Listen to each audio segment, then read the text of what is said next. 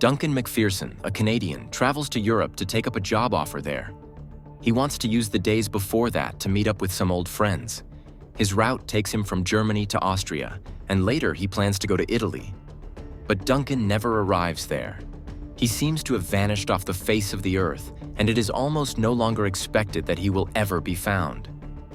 But on a hot summer day, traces are suddenly uncovered that no one should ever come across.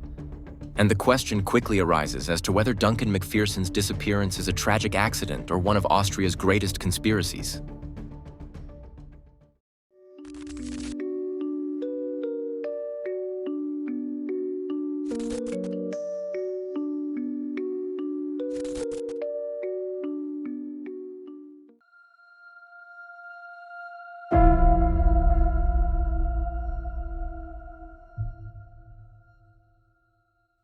Duncan MacPherson was born on February 3, 1966 in Saskatoon, Canada. He grew up with his younger brother Derek and his parents Bob and Linda MacPherson. Since his earliest childhood, ice hockey has been Duncan's greatest passion. In the summer of 1982, he was accepted into the junior team of the Saskatoon Blades.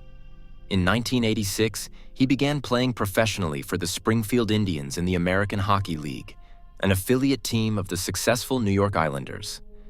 After 3 years, he was paid off and released because he had suffered several injuries recently, and the club considered him to be too injury-prone. At this point, Duncan is 23 years old. Linda is afraid that her son will now fall into a deep hole and that the job loss will take a heavy toll on him psychologically. But that is not the case. Duncan loves nature and hiking and decides to explore the Appalachian Trail. This long-distance hiking trail stretches for about 3,500 kilometers through the North American Appalachian Mountains. Over the next few weeks, he puts his plan into action and hikes across the eastern United States. When he returns home, he is diagnosed with Lyme disease, an infectious disease transmitted by ticks. This disease usually causes symptoms such as fever, muscle and joint pain, headaches, and neck stiffness. In rare cases, however, the disease can also lead to personality changes and amnesia. This information may be relevant later. Duncan seems to be recovering well from the infection and is quickly back on his feet. He spends the next few weeks looking for a job. One evening at dinner, he tells his parents that a CIA recruiter approached him and asked him if he would consider working for the Secret Service. At that time, the Cold War was still in effect, and as a hockey player, he could easily travel to Eastern Europe behind the so-called Iron Curtain to gather information. However, Duncan has already turned down the offer because he would have had to take on a new identity. Being permanently separated from his family and girlfriend Tara is not an option for him. But just a short time later, Duncan receives a very tempting offer. The Canadian businessman Ron Dixon, who lives in Scotland and owns the Dundee Tigers ice hockey team, calls him. He offers him a job as a player coach. Duncan agrees to travel to Scotland to take a look at the location. They arrange to meet on August 12th in Dundee. Since Duncan has some acquaintances in Europe at that time, he plans to fly earlier and spend a few days in Germany, Austria, and Switzerland. On August 2nd, Duncan begins his journey from Saskatoon to Europe via Edmonton. In his luggage, he has a book entitled Touching the Void. The story, which is based on a true event, is about two mountaineers, one of whom falls into a crevasse and almost dies. Duncan has long been fascinated by the mountains and is now very knowledgeable about them. Whenever he goes hiking with friends, he warns them not to stray from the trails because crevasses can be easily overlooked. He knows how to behave in the snow and in the mountains. And that is precisely one of the reasons why some people are certain that the only possible explanation for what happens to Duncan in the next few days is a brutal crime.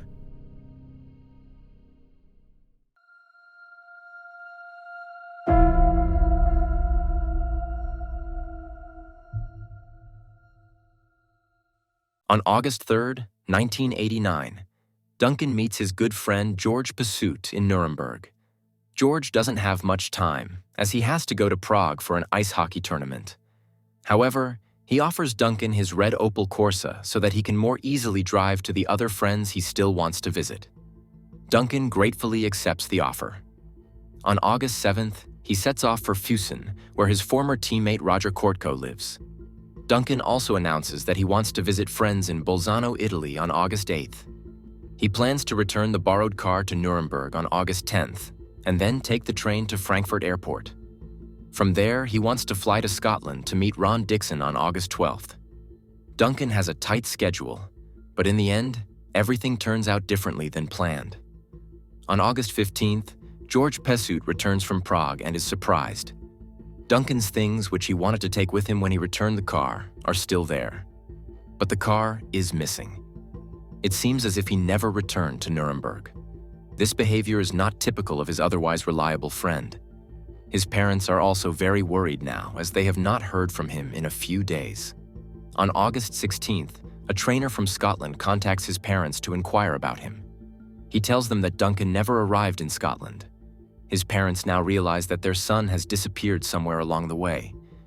They received the last sign of life on August 7th, when he set out for Füssen. No one has heard from him in over a week.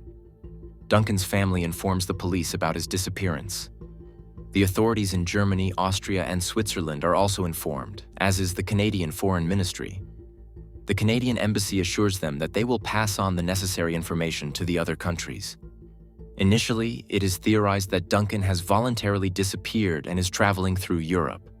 However, this is quickly dismissed because Linda has power of attorney over her son's accounts and can see that no traveler's checks have been cashed since August 7th and that there is no other account activity. In Germany, extensive searches are carried out over the next few days, but all of them remain fruitless. Since the further investigations by the police do not yield any new information either, Bob and Linda set off for Germany themselves on August 27th. They have 2,000 self-printed wanted posters with them that they want to put up and distribute. Their first stop is Happy Holidays, the travel agency where Duncan last cashed a traveler's check. The employee recognizes the 23-year-old from the photo and reports that he paid a deposit for his flight to Glasgow on August 7th. On August 11th, he was supposed to pay the rest of the money and pick up his ticket, but he never showed up. His parents rented a car and also went to Füssen. They found out that Duncan had arrived there and stayed at his friend Roger Kortko's house. Roger reports that Duncan had planned to go to Italy to either go windsurfing at Lake Garda or to meet up with other friends in Bolzano. He didn't seem to have had a fixed plan. Roger seems to have been the last person to see Duncan. Bob and Linda share their new information with the police. The Tyrolean officials assure them that Duncan was not in Tyrol, otherwise his car would have been noticed there. When his parents find no further clues about their son at Lake Garda, they travel to Switzerland. To their horror, they discover that the police there know nothing about Duncan's disappearance. Now it is even more important to them to search even more intensively for their son themselves. They travel to Interlaken, a popular tourist destination. Since there are some narrow streets there, they fear that Duncan may have had an accident or fallen. But all their further searches remain unsuccessful. Over the next few days, they comb several areas in the Alps, visit Duncan's acquaintances, and distribute flyers in numerous cities. They repeatedly find that no one knows about his disappearance. The Canadian Foreign Ministry does not appear to have passed on the information to the local authorities as promised. On September 14th, Bob and Linda drive to the Innsbruck police headquarters. They think that Innsbruck could have been a popular destination for Duncan, as the city is easy to reach from Nuremberg and he loves the mountains. But the investigators in Innsbruck have also only just heard about Duncan's disappearance. Bob and Linda suspect that their son spent the night of August 8th in Innsbruck and ask that the guest books of the local hotels be searched. However, the police tell them that this is not possible because it would take too long. To avoid having to rely on the authorities, Bob and Linda tirelessly continue to search for their son themselves. They go to the Innsbruck Ice Hockey Club and talk to the head coach. He then persuades their sponsor, the Gösser beer brand, to buy airtime on the local TV station to have a report on Duncan's disappearance aired on the evening news program Tirol Heute. On September 20th, an employee of the operating company of the Stubai Glacier sees the missing persons report on television. He reports to the police that he saw the red Corsa parked near the gondola station. The police investigate the tip and do indeed find the car at the described location. It is located at the high, southwestern end of the Stubai Valley, an area with numerous meadows, forests, and fields. The nearby Stubai Glacier is a popular place for winter sports enthusiasts and tourists. Duncan seems to have been drawn there as well. The car is parked at the end of a road in a parking lot, apparently for several weeks. The driver's side window is cracked open. In the glove compartment are his passport, watch, and traveler's checks. On the back seat are his backpack, ice skates, and a bag of rotten fruit. The police take the items and notify the surrounding guest lodges in the Stubai Valley to check their guest books for entries by Duncan. On September 21st, his parents show the flyers around to the hotels in the area. But no one seems to know Duncan, and his name doesn't appear anywhere. The police suspect that he went hiking and either got lost or fell somewhere. His parents don't believe that, though, because he left his backpack in the car and would probably have taken the fruit with him on a hiking trip.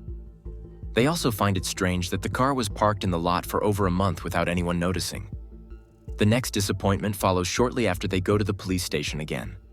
Duncan's belongings have been carelessly thrown onto the back seat of a police car. No photos of the Corsa have been taken, and no fingerprints have been taken. Otherwise, very little is being investigated. A sealed letter from Duncan to his girlfriend Tara was also found in the car. It is dated August 7th, and in it he writes about his plans for the next few days, and that he would fly to Glasgow on August 12th. He hopes that Tara might join him on August 19th. He does not mention what he intends to do in Innsbruck or in the Stubai Valley. It is clear that he has apparently discarded his original plans to go to Italy without telling anyone. On September 23rd, the police start a search with the mountain rescue team. They no longer expect to find Duncan alive. Unfortunately, the search is unsuccessful. Meanwhile, Bob and Linda are staying in a hotel near the Stubai Glacier. Especially in the summer months, you can tell that the area is the most popular ski resort in Austria. The football field-sized parking lots in the valley are packed at this time. There are two ways to get up the mountain from there.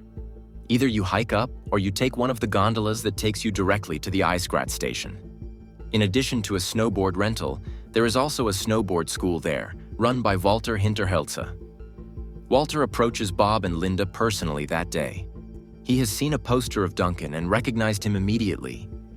He reports that the 23-year-old took lessons from him last month. On August 9th, Duncan rented a snowboard and matching boots at 10 a.m. and then took lessons from Walter. Duncan did very well and booked another lesson for the next day after the lesson. Duncan went to the top station after the lesson, ate something there, and bought a purple sweatshirt in a shop because his turtleneck and knitted sweater were very sweaty. He then hung his wet clothes and belt over the heater in Walter's office and made his way to the slopes to practice alone for a while. He was last seen at the lift at 2:30 p.m. Walter noticed that Duncan had not picked up his things that evening. At first, he didn't think anything of it, since they were supposed to meet the next morning anyway. But Duncan didn't show up for the next lesson and didn't contact Walter about his things. Since there was no indication that something might have happened to Duncan, Walter assumed that Duncan had simply left and forgotten his things. Even though Walter's information helps the MacPhersons and the police a little, the biggest question still remains unanswered. What happened to Duncan? And the deeper his parents delve into the secrets of the tourism industry, the more enigmatic and contradictory all those involved suddenly behave. Almost as if they wanted to keep a secret that must never see the light of day again.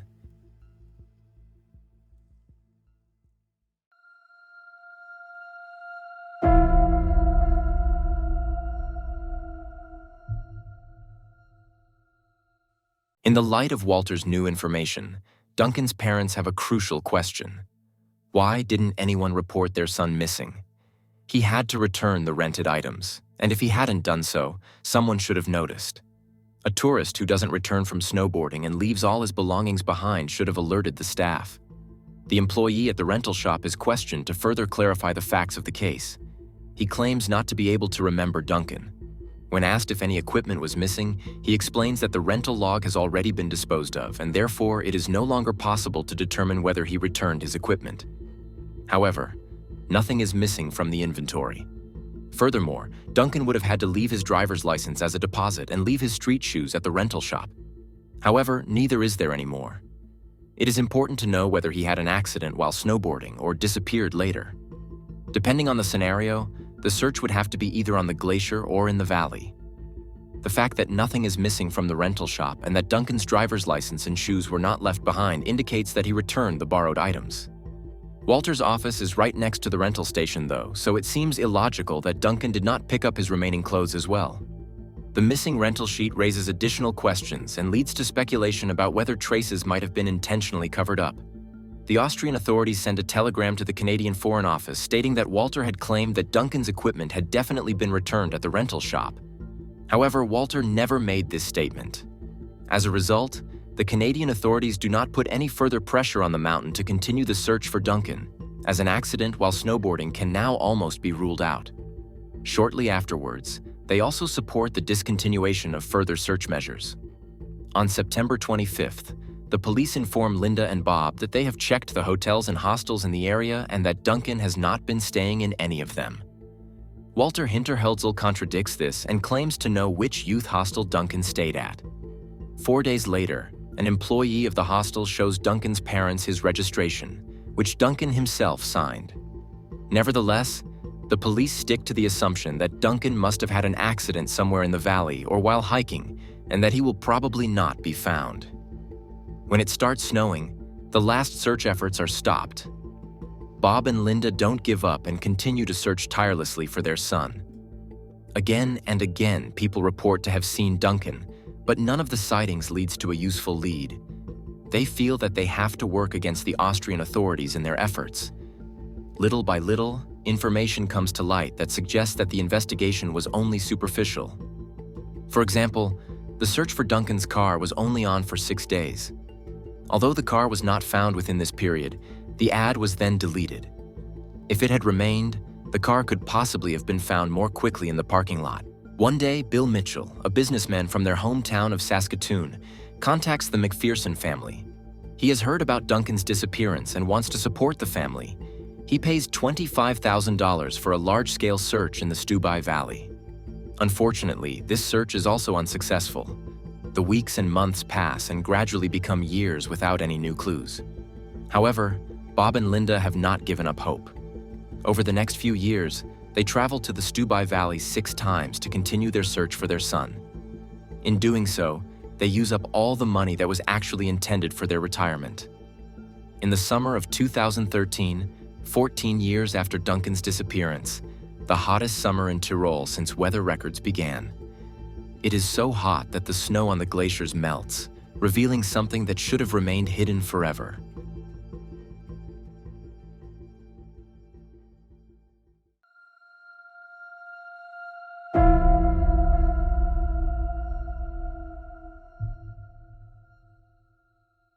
On the afternoon of July 18, 2003, 2 snow groomers on the Stubai Glacier in Austria make a discovery. Stretches of fabric are sticking out of the ice, a piece of a red glove and part of a yellow jacket. As they get closer, they see that a snowboard and a human corpse are buried underneath. The men immediately alert the police, who in turn inform the Mountain Rescue Service. At 5 p.m., a mountain rescue helicopter arrives. The inspector examines the mostly frozen body for 10 minutes and then flies on. The 2 pista workers remain behind with the task of freeing the body from the ice. While the workers are recovering the body, which is cut into several pieces, the police are not on the scene. The site is neither cordoned off nor are any traces secured. After the workers have recovered the remains in several bags, a second helicopter takes the body parts to a morgue in the valley. Within a few hours, the public prosecutor releases Duncan's remains so that a post-mortem can be carried out. However, this does not take place. In his report, a doctor simply claims that a post-mortem was carried out and that the cause of Duncan's death was polytrauma. This means that either a single injury or several injuries in their entirety led to his death. It also states that he suffered multiple injuries as a result of the fall into a crevasse, which were the cause of his death. At that time, the law in Tyrol was that when a body was found in a public place, a doctor had to be on site within 3 hours to inspect the body exactly as it was found before it was recovered. Only then should a post-mortem be carried out. In the case of Duncan MacPherson, the public prosecutor is informed that a post-mortem has taken place shortly after the remains arrive at the morgue. The prosecutor then releases the body for burial.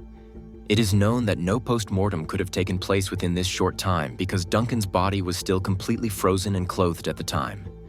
Since it is not yet known for certain that the remains belong to Duncan, the body is now being taken to the Forensic Medicine Institute in Innsbruck, where Dr. Walter Rabel is to determine the identity. Dr. Rabel has already attracted attention in several cases due to expert opinions that have been criticized. In this case, too, there are some inconsistencies, but first things first. Dr. Rabel confirms that the body is that of Duncan. In the application for clarification of the identity, which he has previously received from the senior police officer, it is stated that the body was recovered 120 meters east of the elevator. However, photos taken during the recovery show that this is not true, and that it was only about 30 meters from the elevator. In the middle of the popular ski slope Schaufelschuss, a place that Duncan's parents have skied over countless times in recent years. In a photo from 1997, Linda can be seen standing just a few meters from where her son's remains were found 14 years later. Linda had suspected for many years that her son might be buried somewhere on the glacier. In an interview, she says, "In the 14 years we had been looking for Duncan, the discussion about global warming began. For me, the Earth couldn't warm up fast enough. I would have liked to have taken a welding torch and melted away the whole glacier because I knew that my son was buried in it." When Linda and Bob heard about the find, they traveled immediately to Austria. Bob is shocked when he arrives at the glacier and finds more of his son's bones. It is clear to him that the police have not done a thorough job here. No police officers, no undertaker, just a few construction workers who picked him up from the slope like a roadkill and threw him into a sack. During the examination of the body, Dr. Rabel also notices the snowboard that was recovered from the remains. It is a board that looks exactly like the snowboards rented on the slopes. Therefore, it can be assumed that Duncan never returned the board he borrowed. The matching boots were also found with the remains. However, this contradicts the statement of the rental employee, who previously claimed that nothing from their inventory was missing. After the discovery, the rental company states that the board and boots did not come from their inventory. After that, no further interviews of the employees take place. Duncan's boots and driver's license, which he initially left at the rental shop, are not found there or with the body. Some suspect that the rental company intentionally destroyed the items because they knew that they would have set off an alarm if someone did not return rented items, and it can be assumed that he disappeared on the glacier. If the snowboard did not come from the rental shop, it is important to find out who it belongs to. Duncan did not have his own snowboard with him. However, this lead is not followed up. Walter Hinterheltzel is also not questioned, although he trained with Duncan and might know where the snowboard came from. The police also do not examine the 2 additional pairs of gloves found with the remains. They might have provided further clues. The investigators consider all this unnecessary because they are already sure they know what happened.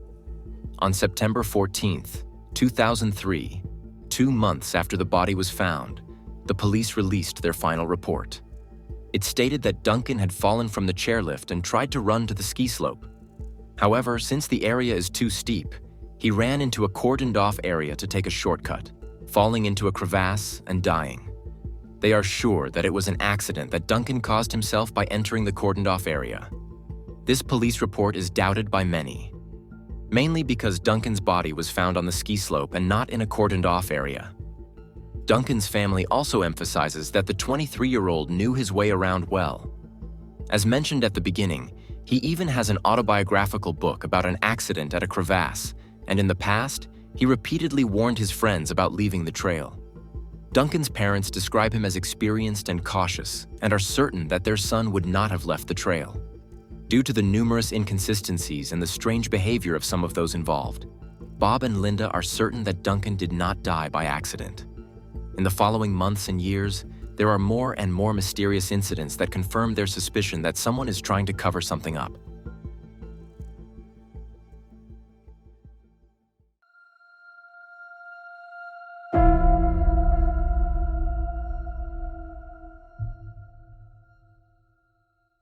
You have to ask yourself the question very quickly.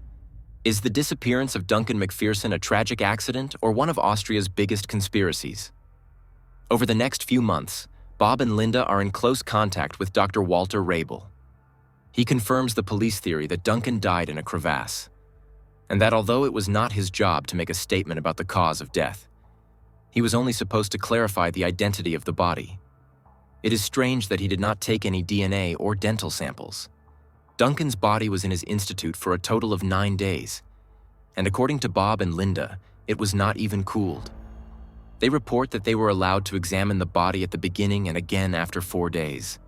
The second time, they said it already smelled badly. Dr. Rebel mentions in his report an incision on the head and that there are no signs of violence. Some other injuries are left out. For example, Duncan's left hand is severed and his head and left leg are severely bruised.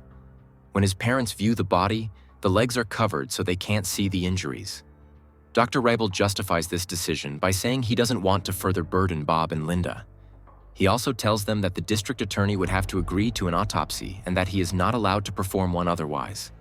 Since the first doctor's report cites a fall as the cause of death, the district attorney's office rejects an autopsy, possibly because they are already assuming an accident. Another theory is that an autopsy was rejected because in the case of a crime, it would most likely be a matter of manslaughter, which would already be time-barred after 14 years. But Duncan's parents would surely be glad if they finally had certainty about what happened to their son, even if it meant that a possible perpetrator could no longer be held accountable today. Dr. Rebel does not mention to them that in Austria one can request a private autopsy for about 1,000 euros without the consent of the public prosecutor. Although Dr. Rebel is probably aware of this possibility, he only tells Duncan's parents that he is not allowed to perform a post-mortem because the public prosecutor's office has not given its consent. Linda and Bob stay in contact with Dr. Rebel by letter. He offers to make X-rays and CT scans behind the back of the public prosecutor's office. He said he would do this as a matter of course for his Canadian friends. Duncan's parents gratefully accepted the offer, whereupon Dr. Rebel took the pictures and analyzed them himself. He told them once again that, based on the images, Duncan's death could only be an accident, as he could see no traces of violence. Linda and Bob trust the doctor and have Duncan's remains cremated. The correspondence between Dr. Rebel and Duncan's parents continues for several years and almost develops into a friendly relationship. One day, Duncan's parents ask him for the images he took. When they receive them, they are shocked by their quality. The images have been copied and cropped. The legs, whose injury could potentially be decisive, are not visible at all in the images. Bob and Linda then request the original images. Dr. Rebel finally sends them the X-rays and months later the CT images. Only now do Duncan's parents realize the full extent of their son's injuries. They see for the first time that his left hand was severed and his leg was severely damaged. When they confront Dr. Rebel about this, he says he believes that Duncan fell into the crevasse and suffocated there. He tries to calm them by explaining that people on the verge of suffocation sometimes experience feelings of happiness due to hormonal changes. The serious injuries were caused by the movements of the glacier walls, which have crushed Duncan's body over the years.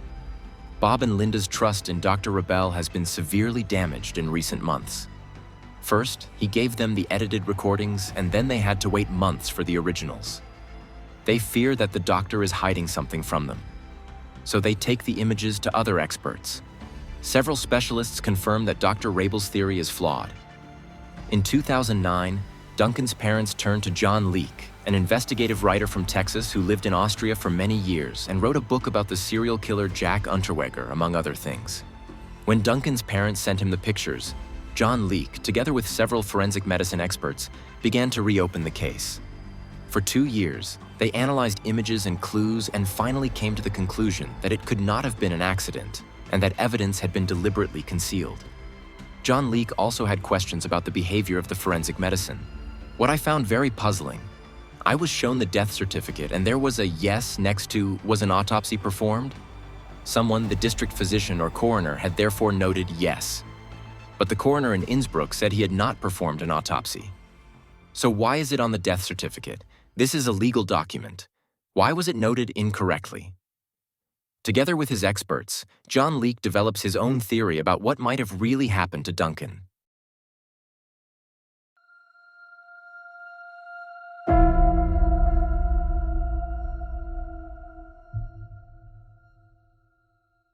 Duncan's left heel, his left thigh, the snowboard found on him, and the cards in his wallet all show the same jagged indentations.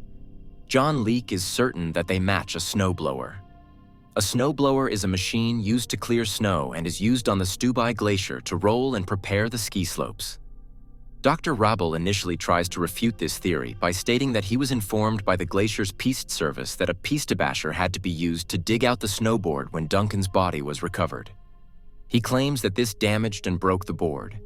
John Leake then calls in a ski accident investigator who doubts Dr. Rabel's statements. The damage to the snowboard is identical to the damage that a snowblower can cause, and none of the equipment on a snowblower would have been suitable for retrieving objects from the ice. There are 3 indentations on the snowboard at exactly the same distance from each other. The pattern and spacing exactly match the tines of a tiller. There is also a red discoloration on the exposed wood of the destroyed snowboard. At the time of Duncan's death, most snowblowers were coated with red paint. This theory is also supported by the fact that the left leg of Duncan's sweatpants is cut and not torn, while the fabric of the right leg is intact. In addition, the wristwatch on Duncan's left hand shows no damage. His fingers on the right hand, however, are all torn off. This does not fit with the theory that Duncan's body was crushed by the glacier for years. All the experts to whom Bob and Linda show the images agree. One of them is an orthopedic surgeon from California. He says about the images, "The photos show that the left hand was severed as if by a table saw. The left leg shows multiple segmental fractures, as well as extensive abrasions of muscle, skin, and tendons. The left forearm was amputated just below the elbow.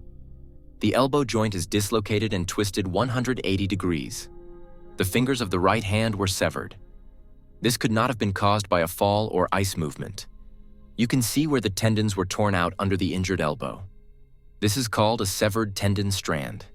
It is a characteristic injury when, for example, a drill or a conveyor screw grabs the body part and simultaneously pulls on it, cutting it. These white bands here are tendons that have been torn off. This does not happen due to the movement of the ice, especially since the tendons were frozen and then simply broken. His clothing also indicates that it was cut by sharp instruments. Forensic anthropologist Miriam Nafta from Canada also states that many of Duncan's fractures could only have been caused by contact with a machine. After the head of radiology at the University Hospital in Saskatoon has looked at the images, he says, "As far as I can tell from his broken tibia, it looks like Duncan's leg went into a blender." Richard Penniman, an expert in reconstructing ski accidents who has handled several cases of victims being pulled into snow groomers, adds, "The snowboard got caught in a rotary tiller. The left leg was also caught in the tiller. Not only were the bones broken in multiple places, but the flesh around the bones was also chopped up. If you fell into the crevasse, you could break your bones, but the flesh would not be crushed like that." All these experts agree that the assessment of Dr. Rabel and the other physicians is flawed, and that only a rotary snowplow could have caused Duncan's injuries. Richard Penniman even has a theory as to why Duncan's injuries are almost exclusively on his left side. He assumes that Duncan was not run over by the plow, but only hit by it. The tiller itself is wider than the vehicle, which is why it is possible to be hit by it without being run over by the vehicle at the same time. The injuries to his hands and forearm could have been caused by the fact that he was still trying to push himself off the machine and his hands got caught in the tiller. It is strange, however, that although Duncan's left leg and his snowboard show traces of the tiller, his left shoe does not.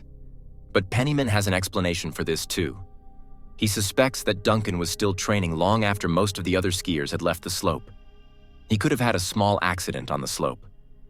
It is possible that his left foot got stuck in a small crevasse, breaking the bones above his knee and preventing him from getting up. Perhaps he then sat up, took off his snowboard, took off his boots, and waited to be found. When the snow groomer approached him at some point, he thought that his rescue was finally approaching. But the driver did not see him in the dense fog and ran over him with the tiller. The driver may not have noticed this at all, or he may have tried to swerve, which is why Duncan was only hit by part of the tiller. The second possibility is supported by a wire rope that can be seen around Duncan's leg in one of the photos. It is neither a part of his trousers nor a snowboard leash. The fact that the rope is lying against the bone in the photo indicates that it only got there when the leg was no longer covered by clothing.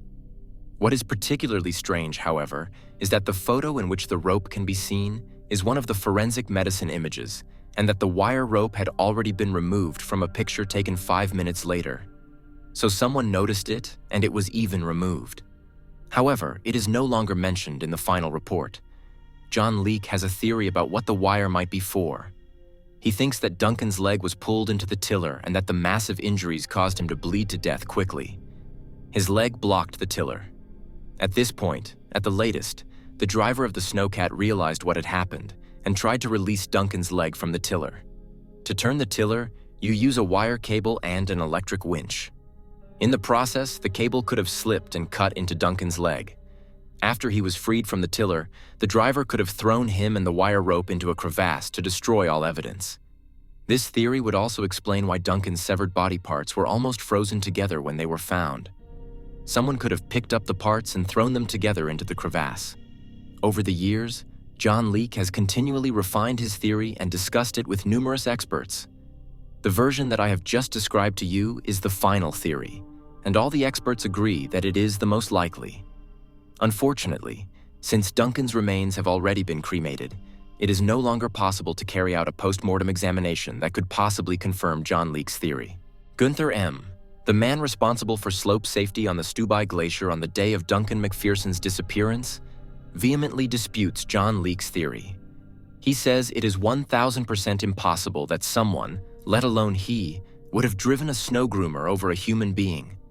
Gunther's daily report from that day mentions fog and rain. In a photo from July 18, 2003, he and a colleague are standing next to where Duncan's body was found.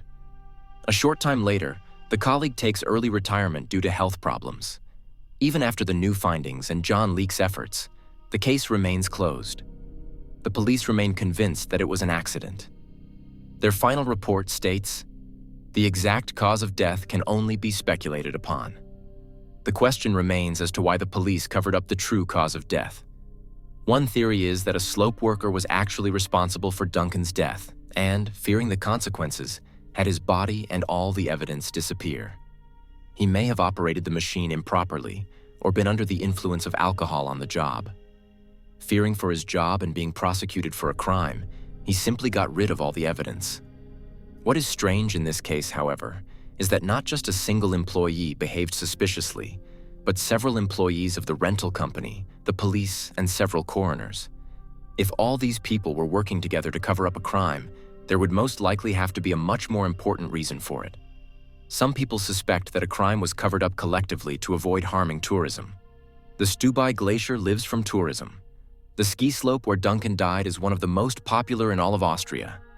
If it were announced that a crime had occurred there and that employees had covered up the crime instead of alerting help, it would cause massive damage to local tourism.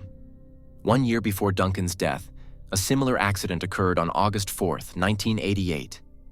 Yingchung Chio, a student from Hong Kong, fell into a crevasse and died of his injuries 5 days later. The case was not covered up, but it was deliberately kept small. It was not mentioned in the newspapers, and no one said anything about the case to Duncan's parents either. Since October 1989, an Italian skier had also been missing, and his body was found in a crevasse in the summer of 2003. In 2002, a German tourist fell into a crevasse. Fortunately, he managed to call for help with his cell phone. But when he was rescued, he was told by his rescuers that he was not allowed to talk to the press. His accident was never reported in the media again. A member of the Piste staff says that 15 to 20 people a year break through thin glacier crevices on the Stubai Glacier. However, in most cases, they can be rescued in time. These cases are kept out of the press as far as possible because it is well known that the area is dependent on tourism and such headlines would be very damaging financially. Instead, the police and local authorities repeatedly emphasize that the area is very safe. Dr. Walter Rebel is now president of the Austrian Society of Forensic Medicine and deputy director of the Institute of Forensic Medicine at Innsbruck University Hospital. He has attracted attention in the past, not only for his assessment of the Duncan MacPherson case. On Christmas 2005, Raven Vollrath, who was 25 years old at the time, disappeared in Tyrol. He had wanted to work in a ski resort there. Half a year later, hikers found Raven's body about 2.5 kilometers away under a bridge in a dry stream bed. He was lying on a mattress wearing only underwear, socks, and a shirt.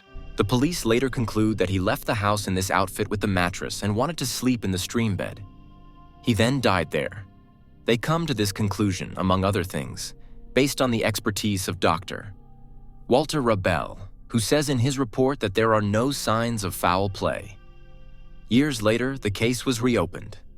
Based on copies of autopsy photos, German experts determined that he had injuries that were inflicted by others. There were clearly visible puncture wounds in the t-shirt, probably from a knife. Raven's body was then exhumed and examined. Carvings were found on the ribs and sternum. It is now clear that Raven Volrath was murdered. The question remains as to how it is possible that experts can arrive at this theory based on photos alone, and how a trained doctor can miss it during his examinations. In 2006, 28-year-old Susie Greiner disappears. The German waitress is missing after she parks her car in a parking lot. Her body was later found. Dr. Walter Rabel is again responsible for the examination. He comes to the conclusion that she died of hypothermia and that her head injury was caused by a fall. Susie was found naked. She would have had to walk naked for many hours to freeze to death. Her mother asks Dr. Rabel how it can be that her daughter's feet show no injuries or marks, even though she must have walked barefoot for hours through grass. She also asks him how he knows that the laceration was caused by a fall and not by a blow or a push. But she never gets an answer to her questions. If one believes the descriptions of Bob and Linda MacPherson about Walter Rabel, a very ambivalent behavior emerges. When the two of them saw Duncan's body for the first time, Dr. Rabel began to cry and then established a friendly relationship with them. He stayed in contact with them for years and even offered to x-ray the body and send the pictures to them, although he was not allowed to do so. If Dr. Rabel wanted to cover something up, the question arises why he went to such trouble. Why did he keep in close contact with the MacPhersons and even risk his job to help them if he actually wanted to cover something up? To this day, he answers all questions about the Duncan MacPherson case in detail. Could it be possible that someone is forcing him to go against his conscience? It is important to me to emphasize that all of this is just speculation, and I don't want to accuse anyone. There is no official evidence of any of this. These are all theories and assumptions from the internet.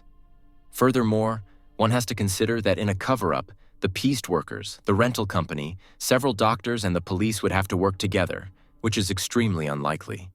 Officially, Duncan's death remains classified as an accident, even though his family and John Leake have serious doubts about it. And that brings us to the end of today's video. What really happened on the Stubai Glacier on the day of Duncan's death is known only to those who were there. It is unlikely that new insights will emerge after so much time. What do you think happened to Duncan? Do you think John Leake's theory could be true? Or do you think it was really just an accident?